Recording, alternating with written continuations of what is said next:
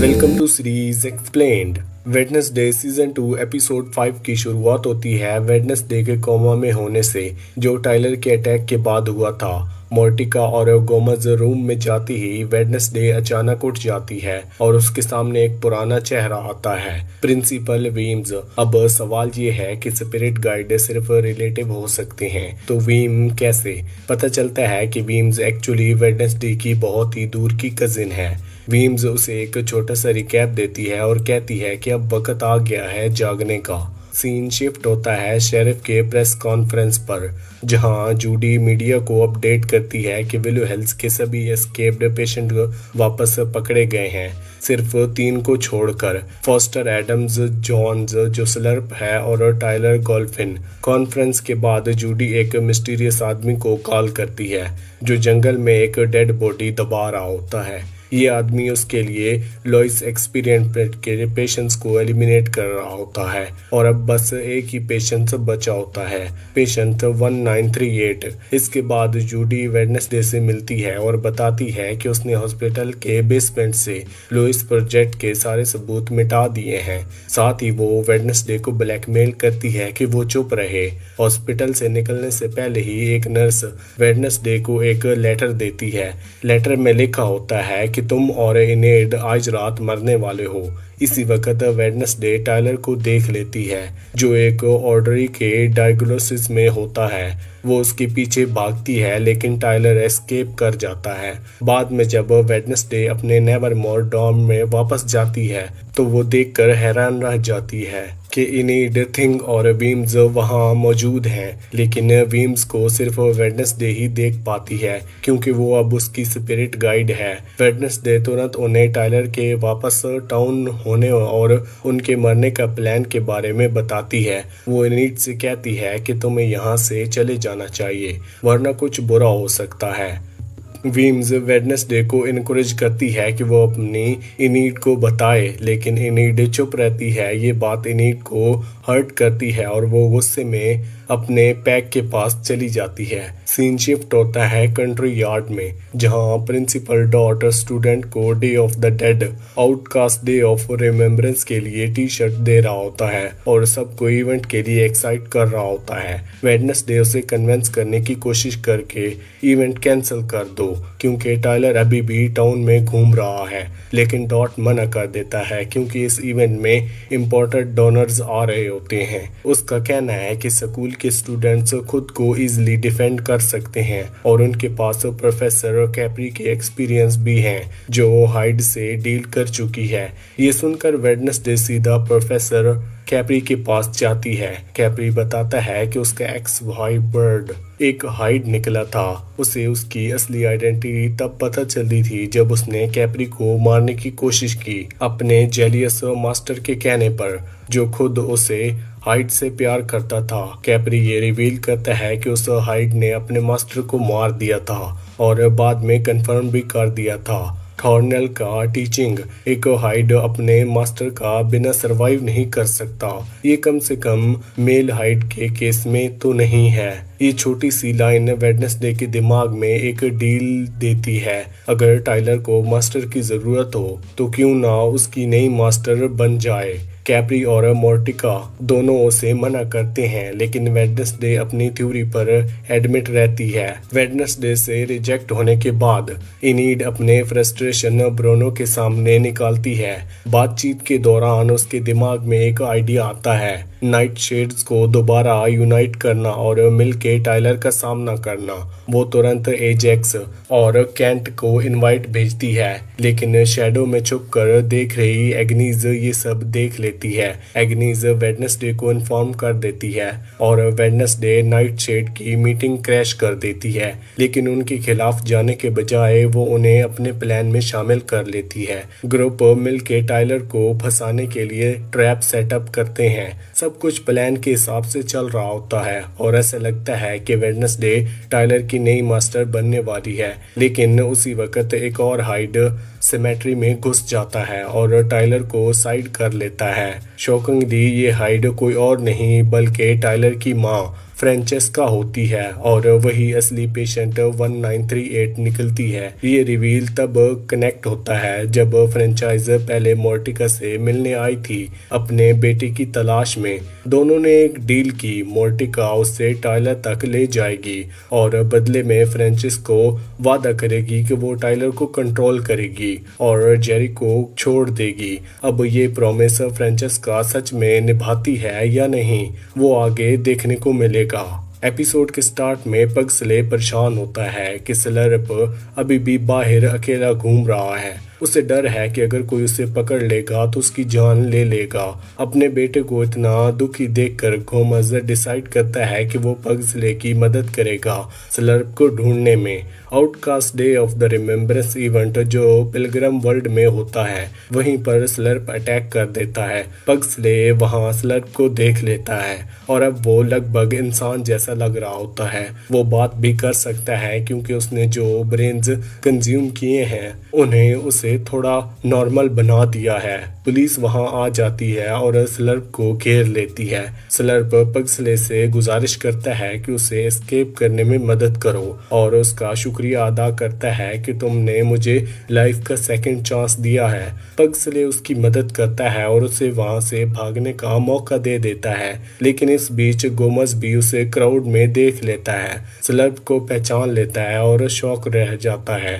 Episode के and में गोमज मोर्टिका के पास आता है और उससे बताता है कि आइजैक नाइट जिंदा है। आइजैक हिंट मिलता है कि आइजैक के पास्ट में गोमज और मोर्टिका दोनों कुछ कनेक्शन जरूर रहा है। इसी के साथ ये एपिसोड यहीं पर खत्म होता है। एपिसोड 6 शुरुआत होती है। टाइलर अभी भी पिक्चर से बाहर है, लेकिन वीम्स वेडनेसडे को बताती है कि उसकी ओरिजिनल विजन अभी भी चेंज नहीं हुई। इनीड की मौत होगी और उसकी जिम्मेदार खुद वेडनेसडे होगी। फ्रस्ट्रेटेड वेडनेसडे फाइनली वीम्स से पूछती है कि अपनी पावर्स कैसे वापस लाई जाए। वीम्स उसे बताती है कि एक ऐसी बात जो उसे बिल्कुल भी पसंद नहीं आती। उसकी साइको एबिलिटीज उसकी मदर के साथ रिलेशनशिप से जुड़ी हुई हैं, क्योंकि वेडनेसडे और मोर्टिका के बीच अभी भी अनसॉल्व्ड टेंशन है। इसी वजह से उसके पावर्स ब्लॉक हो गए हैं। अगर वेडनेसडे अपनी पावर्स को दोबारा लाना चाहती है तो उसे इमोशनली क्लियरिटी और एम्पैथी दिखानी पड़ेगी।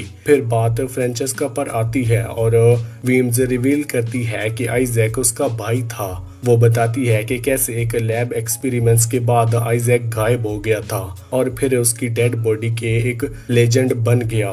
ये सुनकर वेडनेसडे को सब समझ आ जाता है। पग्सले का ज़ॉम्बी पेट एक्चुअली आइजैक नाइट ही है, जो रीएनिमेटेड कर्प्स में बन गया था। पग्सले उसे ज्यादा डिटेल तो नहीं दे पाता, लेकिन वो एक फोटो वेडनेसडे को देता है जो उसने छोड़ी थी जब वो भाग गया था। ये वही फोटो है जो आइजैक को सीवियर्स में मिली थी जब उसने उस हिटमैन का ब्रेन खा गया था, जिसे फ्रेंचेस्का को खत्म करने के लिए भेजा गया था। तब क्लियर होता है कि फ्रेंचेस्का के पीछे सिर्फ वेडनेसडे ही नहीं बल्कि आइजैक भी अपनी बहन को ढूंढ रहा है। पिछले एपिसोड में इनीड ने वेयरवुल्फ में ट्रांसफॉर्म किया था बिना फुल मून के, जिसे देखकर सभी शॉक थे। खुद इनीड भी अब लगता है कि ये ट्रांसफॉर्मेशन एक सिग्नल हो सकता है कि इनीड एक एक्चुअली अल्फा है। प्रोफेसर कैप्री इनीड से मिलने आती है और उसे बताती है कि अल्फा होने के कुछ साइंस होते हैं, जैसे लेट ब्लमर होना और ब्लड मून के दौरान वल्फ कट करना। ये सुनकर इनीड टेंशन में आ जाती है, क्योंकि अल्फा के बारे में माना जाता है कि वो अकेला रह जाते हैं। कैप्री उसे कंफर्ट देने वाली होती है कि तभी प्रिंसिपल मॉर्ट का अलर्ट आता है। कंपस में केयरफुल लग गया है। जाने से पहले कैप्री इतना जरूर कहती है कि अल्फा के बारे में बहुत मिस इन्फॉर्मेशन है और हो सकता है कि रियलिटी कुछ और ही हो। इसके बाद वेडनेसडे अपनी ग्रैंडमा के पास जाती है हेल्प लेने के लिए, फ्रेंचेस्का और टाइलर को ढूंढने के लिए। ग्रैंडमा उसे एक लेजेंडरी रेवन के बारे में बताती है, रोसलिन रेटवुड, जो नाइटमेयर में टीचर थी अपनी जमीन में। अब वो नेवरमोर ग्रेवयार्ड में दफन है। ग्रैंडमा बताती है कि अगर कोई रेवन उसकी कब्र के नीचे लिखी हुई इंस्क्रिप्शन पढ़े तो उसे टेम्परेरी साइट मिल जाता है। जवाबों की तलाश में वेडनेसडे ग्रेवयार्ड जाती है और वहां उसे रोसलाइन मिलती है, जिसका रोल लेडी गागा करती है। वेडनेसडे उससे हेल्प मांगती है। रोसलिन उससे कहती है कि अगर वो अपने हाथ फ्लेम के ऊपर रखे उसकी साइकोसाइट टेम्परेली वापस आ जाएगी, लेकिन एक वार्निंग देती है, अगर उसने उसके बीच अपना हाथ वापस खींच लिया तो रेवन का राज टूट जाएगा और उसकी बड़ी प्राइस चुकानी पड़ेगी। ट्रेन्स के दौरान इनीड आ जाती है और वेडनेसडे को खींच लेती है। इसी वजह से एक फ्रीक इंसिडेंट होता है, दोनों की बॉडीज स्वैप हो जाती हैं। अगले दिन सुबह वेडनेसडे और इनीड एक दूसरे की बॉडीज में उठते हैं। फिर शुरू होता है टोटल पागलपन। दोनों कोशिश करते हैं कि एक दूसरे जैसा एक्ट करें, लेकिन बार बार फेल होते हैं और सिचुएशन फनी भी लगती है। दिन गुजरने के साथ वीम्स उन्हें वार्न करती है कि पहले 2 रेवंस के साथ ऐसा हुआ था और दोनों 24 घंटे के अंदर मर गए थे। वेडनेसडे रोसलिन से कहती है कि बचने के लिए एक तरीका है जिसकी लाइफ में वो घुस गई है, उसके इग्नोरेंस सीक्रेट को समझना और अनरिवील करना होगा। इस प्रोसेस में वेडनेसडे को समझ आता है कि इनीड कितनी स्ट्रगल कर रही है अपने अल्फा होने की पॉसिबिलिटी को लेकर, और इनीड को फाइनली सच पता चल जाता है वेडनेसडे के प्रोमिनेशन का, जिसमें उसकी खुद की मौत दिखाई गई है। जब तक वेडनेसडे और इनीड अपनी फ्रीकी फ्राइडे वाली बॉडी स्विप प्रॉब्लम से निकलने की कोशिश कर रही होती हैं, एक बड़ा ट्विस्ट सामने आ जाता है। फ्रेंचिस्का अब टाइलर की नई मास्टर बन गई है, लेकिन साथ ही वो खुद मर रही है। जब आइजैक अपनी बहन से मिलता है, वो उससे वादा करता है कि इस दफा वो अपना काम पूरा करेगा, उसकी जिंदगी बचाएगा। ये वादा उसे नेवरमोर ले जाता है, जहां वो प्रोफेसर ऑल्फ्रेड से मिलता है। पता चलता है कि आइजैक ने ही वो इन्वेंशन बनाया था जिसने उसे पिछले 30 साल तक जिंदा रखा था। अब वो अपना हक लेने आ गया था। आइजैक मशीन का पावर सोर्स निकाल लेता है और फिर ऑल्फ्रेड का ब्रेन कंज्यूम कर लेता है। ये सब एग्नेस देख लेती है और चिल्लाती है, लेकिन और गायब हो जाती है। एग्नीज वेडनेसडे की हेल्प करने के लिए आइजैक का पीछा करती है। वो उसे टाइलर और फ्रेंचिस्को तक फॉलो करती है जो विलो हेल की तरफ जा रहे होते हैं। एग्नीज वेडनेसडे को लोकेशन भेज देती है ताकि वो उसका फॉलो कर सके और उसे बचा सके। आइजैक ट्रीटमेंट शुरू करने ही वाला होता है कि टाइलर एग्नीज को देख लेता है और उसे एक सेल में डाल देता है, लेकिन एग्नीज समय पर एक मैसेज वेडनेसडे और इनीड तक पहुंचा देती है। वेडनेसडे और इनीड तुरंत वहां उसे बचाने के लिए आ जाते हैं। आइजैक, फ्रेंचिस्को और टाइलर एस्केप कर जाते हैं, लेकिन उसके दौरान मशीन डिस्ट्रॉय होने लगती है। सब वहां से भाग जाते हैं और मशीन डिस्ट्रॉय होने से पहले वेडनेसडे जो इनीड की बॉडी में होती है वो वेयरवुल्फ में ट्रांसफॉर्म हो जाती है और अपने दुश्मन को मारने ही वाली होती है, लेकिन तभी इनीड उसे वहां से हटा लेती है। टाइम खत्म हो रहा होता है तो वेडनेसडे और इनीड रोसलिन की ग्रेव पर जाते हैं। वहां दोनों अपने सबके गहरे सीक्रेट और फियर्स एक दूसरे के सामने कन्फेस करते हैं। ये कन्फेशन सक्सेसफुल होते ही दोनों अपनी असली बॉडीज में वापस आ जाती हैं और मौत से बच जाती हैं, लेकिन खुशी से ज्यादा डर टिकती। वीम्स आकर वेडनेसडे को बताती है कि अब प्रमोशनल बदल गई है। अब इनीड सेफ है, लेकिन एडम फैमिलीज का एक मेंबर मौत के मार्ग पर हो गया है और उसकी जान जरूर जाएगी, लेकिन वो कौन है इसका नहीं पता। इसी के साथ ये एपिसोड यहीं पर खत्म होता है। तो एपिसोड 7 वेडनेसडे ने अपनी प्रोमिनेशन का यूज करके इनीड की जान तो बचा ली, लेकिन अब लगता है कि एडम फैमिली का एक मेंबर मौत के करीब हो गया है और इनीड भी अभी पूरी तरह से सेफ नहीं है। एपिसोड 7 की शुरुआत में वेडनेसडे इनीड को अपनी प्रोमिनेशन का नया अपडेट बताती है और फिर बिना टाइम वेस्ट किए टाइलर, फ्रेंचिस्का और आइजैक की तलाश दोबारा शुरू कर देती है। इसके लिए वो पहले अपने पेरेंट्स से बात करती है। उसे पता चलता है कि उसका फादर गोमेज सिर्फ आइजैक का रूममेट ही नहीं था, बल्कि उसका सबसे करीबी दोस्त भी था। ये बात तो मिलती है, लेकिन ज्यादा इन्फॉर्मेशन नहीं मिलती। इस दौरान वेडनेसडे को ये भी मालूम पड़ता है कि उसकी मदर मोर्टिका सीक्रेटली एक ऑथर भी है, लेकिन ग्रैंडमा के डिसअप्रूवल की वजह से मोर्टिका ने अपनी राइटिंग पैशन को छुपा के रखा था। इनीड की बात करें तो वेडनेसडे के हाथ से मरने का डेंजर खत्म हो गया है, लेकिन उसके लिए एक नई प्रॉब्लम शुरू हो गई है। प्रोफेसर कैप्री उसे मिलने आती है और एक बड़ी शॉकिंग बात बताती है। वो कहती है अगर कोई यंग अल्फा फुल मून के टाइम पर ट्रांसफॉर्म हो जाए तो उसके परमानेंटली वेयरवुल्फ बन जाने का खतरा हो सकता है, और अगर ऐसा हो गया तो दूसरे वेयरवुल्फ्स उसे मार देंगे। अपनी जान बचाने के लिए वो उसका शिकार करेंगे, क्योंकि उनके रूल के हिसाब से परमानेंट अल्फाज को जिंदा रहने नहीं दिया जाता। मतलब इनिट के लिए सबसे बड़ी चैलेंज ये है कि वो फुल मून के टाइम खुद को कंट्रोल करे और ट्रांसफॉर्म ना हो। सीजन के सेकंड लास्ट एपिसोड का सबसे बड़ा ट्विस्ट ये निकलता है कि प्रिंसिपल डॉट वो नहीं जो हम सोच रहे थे। हमें पहले से शक था कि वो कुछ गलत कर रहा है, खासकर जब उसने बायनका को फोर्स किया था कि वो अपनी सायरन पावर यूज करके उसके लिए काम करे। लेकिन असली शौक तब लगता है जब पता चलता है कि डॉक्टर डॉट और मॉर्निंग सॉन्ग असल में एक ही इंसान है। एपिसोड के स्टार्ट में रिवील होता है कि मॉर्निंग सॉन्ग वाला स्कैम कल्ट जहां से बायनका की मां भाग कर निकली थी, उसके पीछे भी डॉट ही था। गिडन सिर्फ एक फ्रंट था, असल में सारा कंट्रोल डॉट के हाथ में था। ये कल्ट सायरन की पावर का मिसयूज करके लोगों से पैसा लूट रहा था, और ये कल्ट डॉट ने 15 साल पहले टेक्सास के एक ट्रिप के दौरान स्टार्ट किया था। ये सच तब सामने आता है जब डॉट को पता चलता है कि बाइकना अपनी माँ को नेवरमोर के उस पुराने विंग में छुपाया हुआ है जो एक फायर के बाद बर्बाद हो गया था। ग्रैंडमा भी डॉट से मिलती है। डॉट उसे अपनी एक नई प्लान के बारे में बताता है। वो नेवरमोर को एक ऐसा जगह बनाना चाहता है जहां फ्यूचर के मॉर्टिकन्स एम्बेलिमेंट्स और फ्यूनरल डायरेक्शंस ट्रेनिंग कर सकें, और इस एक्सपीरियंस के लिए वो एक नया फ्रम्प टावर भी बनाना चाहता है जो ग्रैंडमा के नाम पर होगा। लेकिन ग्रैंडमा इस डील में इंटरेस्टेड नहीं होती। तभी डॉट बायनका का फोर्स यूज करता है कि वो अपनी सायरन पावर यूज करके ग्रैंडमा को मजबूर करे ताकि वो अपनी पूरी दौलत नेवरमोर को दोबारा डोनेट कर दे। थिंग की मदद से वेडनेसडे उसे बंकर तक पहुंचाती है जहां फ्रेंचेस्का, आइजैक और टाइलर हुए थे।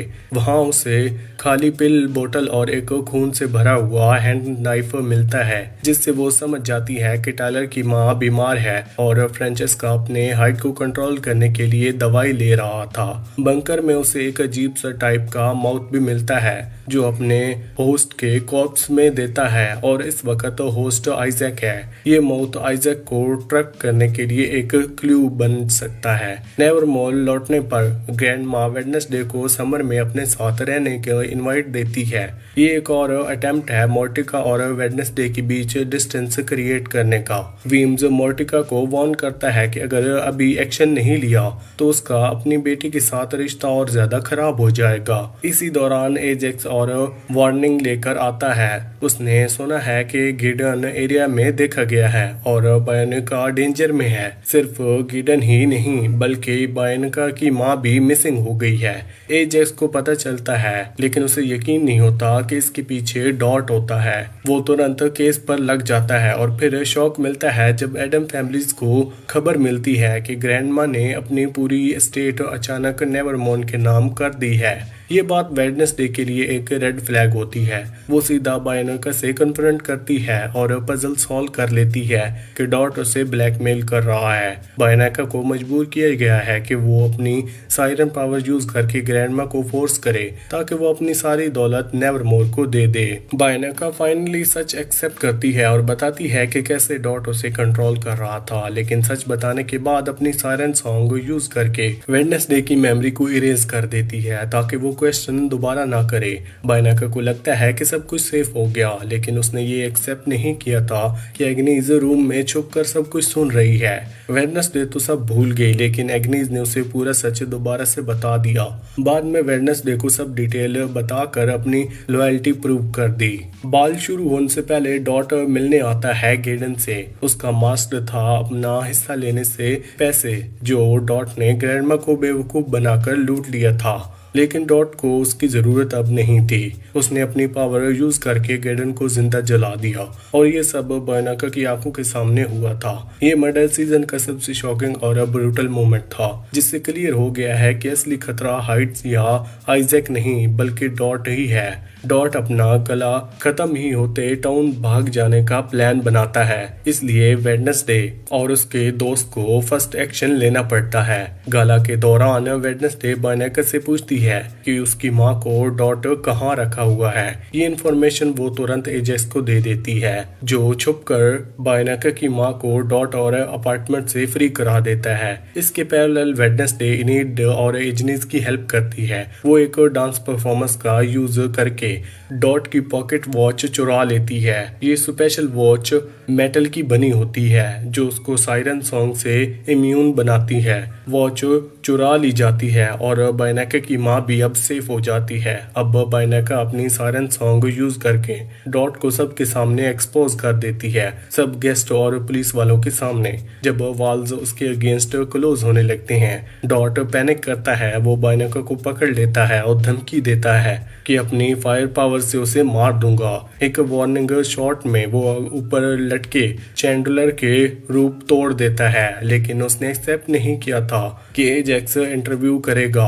एजेक्स अपना हैट उतारता है और डॉट को स्टोन में बदल देता है। ऊपर से कैंडलर गिरता है और उसके ऊपर गिरते ही उसके टुकड़े टुकड़े हो जाते हैं। उसे पूरी तरह से रबर में क्रैश कर देता है। डॉट का एंड शॉकिंग था, लेकिन थोड़ा सडन भी था। उसकी बड़ी विलन वाली स्कीम एक ही एपिसोड में स्टार्ट हुई और फिनिश भी हो गई, लेकिन शायद ये जरूरी भी था क्योंकि असली थ्रेट अभी बाकी है। गाला की पागलपन के दौरान आइजैक चुपके से नेवरमोर में घुस जाता है और पग्सले को किडनैप कर लेता है। एपिसोड की इसी किडनैपिंग के साथ यहीं पर ये एपिसोड एंड होता है। एपिसोड 8 ये इस सीरीज का फाइनल एपिसोड है। वेडनेसडे और उसके दोस्तों ने एक विलन को रोक तो लिया था, लेकिन जोरेको के शेडोज में अभी भी एक और बड़ा खतरा छुपा हुआ है। आइजैक टायलर और फ्रेंचेस्का अभी तक आजाद घूम रहे हैं। फाइनल की स्टेक्स पहले से ही हाई थे क्योंकि वेडनेसडे की परमिशन कह रही थी कि एडम फैमिली का एक मेंबर मौत के करीब आ चुका है। लेकिन टिम मॉर्टन और उसकी टीम ने सरप्राइज को और भी ज्यादा बढ़ा दिया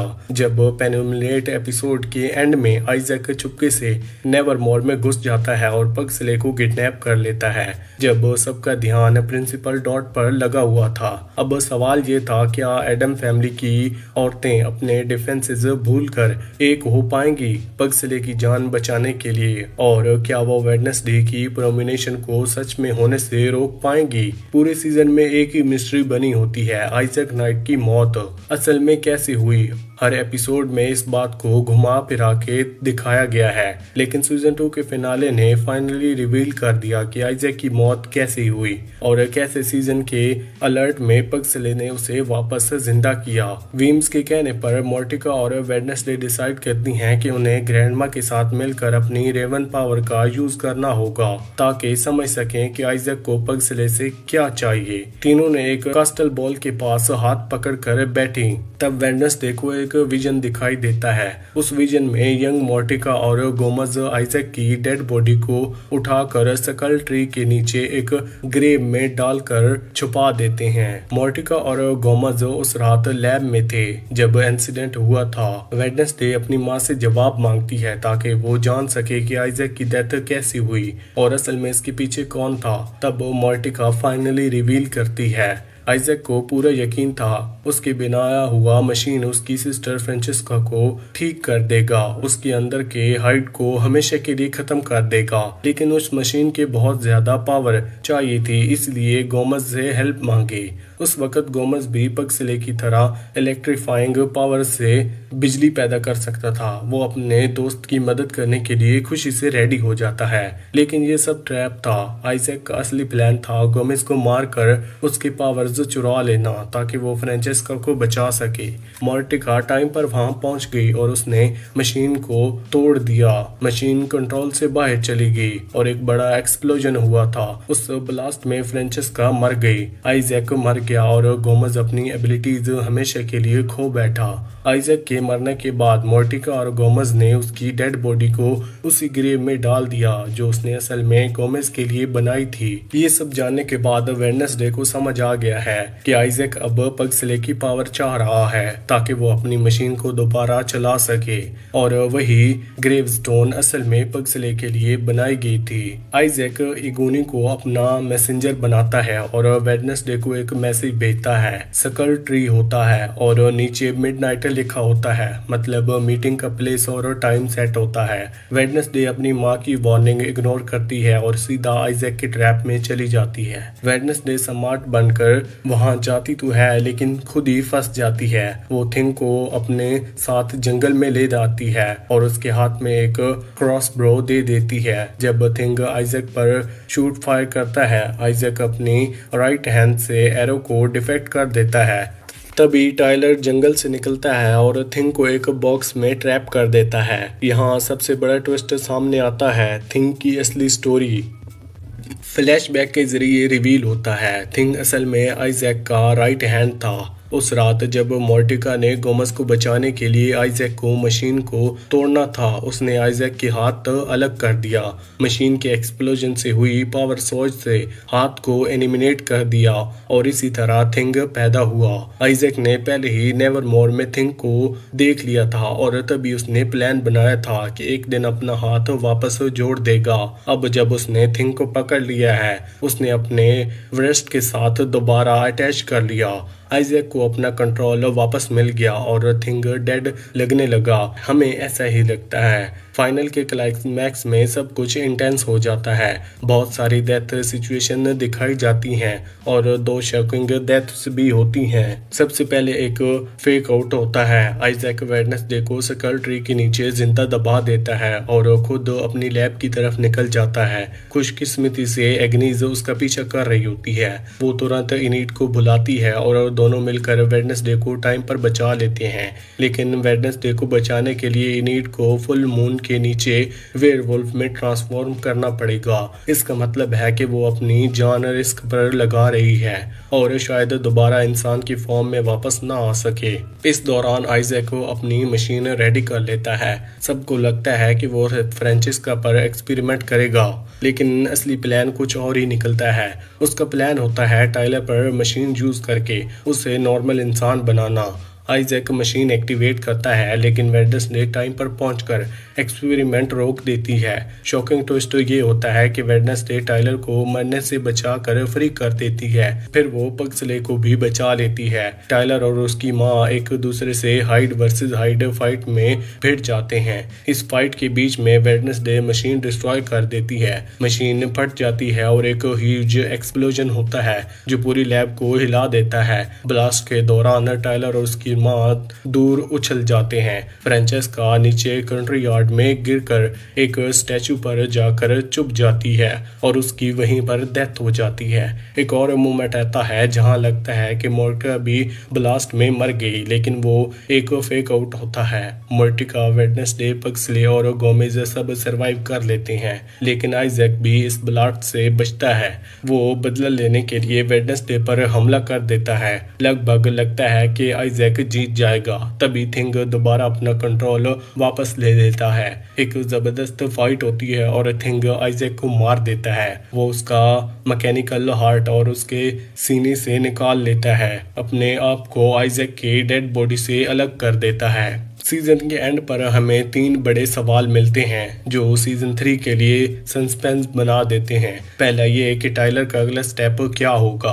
वेडनेसडे ने उसकी जान तो बख्श दी और अब टाइलर रात के अंधेरे में भाग जाता है। लास्ट सीन में वो अपने पेरेंट के ग्रेव पर जाता है जहां उसे एक अनएक्सपेक्टेड गेस्ट मिलती है, प्रोफेसर कैप्री। पहले टाइलर सोचता है कि वो उसकी नई मास्टर बनने आई है, लेकिन असल में कैप्री उसे एक ऑफर देती है। वो उसे एक नया हाइड पैक ज्वाइन करने का इनविटेशन देती है जो उसने खुद असेंबल किया है। कैप्री खुद वेयरवुल्फ है लेकिन उसका फादर हाइड था, इसलिए वो डिस्प्लेस्ड हाइड जैसे टाइलर की मदद कर सकती है। सीजन एंड होता है जब टाइलर और कैप्री एक साथ राइड करके निकल जाते हैं, लेकिन कहाँ ये अभी भी मिस्ट्री है।